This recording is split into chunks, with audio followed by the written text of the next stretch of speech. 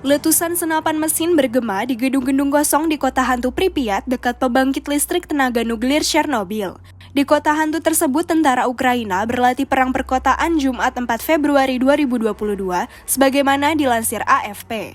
Para tentara Ukraina berlatih di dekat Chernobyl, salah satu tempat paling radioaktif di bumi di tengah ancaman invasi Rusia. Kawasan Chernobyl telah lama dikosongkan sejak bencana reaktor nuklir pada 1986. Lebih dari 30 tahun kemudian, jalanan dan bangunan yang kosong menjadi tempat latihan yang ideal bagi tentara Ukraina. Pasukan yang berseragam kamuflase musim dingin berlatih menyapu penyerang bersenjata dari gedung-gedung, menembakkan mortir ke target, dan menghadapi penembak jitu dalam perkotaan. Sedangkan pekerja layanan darurat melakukan evakuasi dan memerangi kebakaran yang disebabkan oleh pertempuran. Karena tidak ada warga sipil di sekitar sini, kami dapat melakukan latihan dengan amunisi asli dalam situasi yang sedekat mungkin dengan perang kota yang sebenarnya, kata seorang prajurit Ukraina yang memperkenalkan diri sebagai Litva. Kendati demikian, AFP melaporkan bahwa menggelar latihan di dalam zona eksklusi memiliki risikonya sendiri. Sebelum latihan pertempuran, para pekerja dengan pencacah geiger harus memindai rute untuk memastikan tidak ada radioaktif.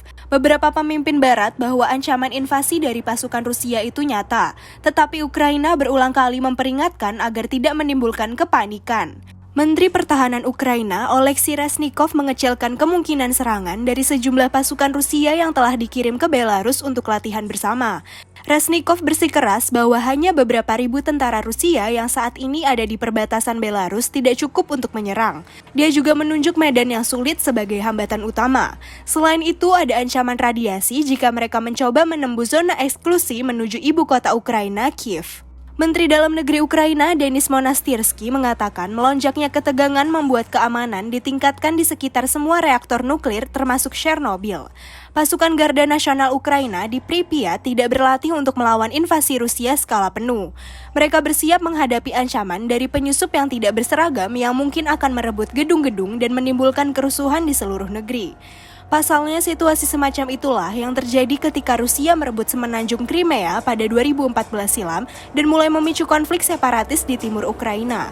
Pihak berwenang Ukraina bersikeras bahwa jenis destabilisasi internal tetap menjadi kekhawatiran terbesar mereka. Pasukan Garda Nasional Ukraina di Pripyat tidak berlatih untuk melawan invasi Rusia skala penuh.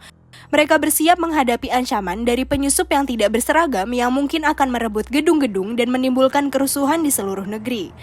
Pasalnya, situasi semacam itulah yang terjadi ketika Rusia merebut semenanjung Crimea pada 2014 silam dan mulai memicu konflik separatis di timur Ukraina.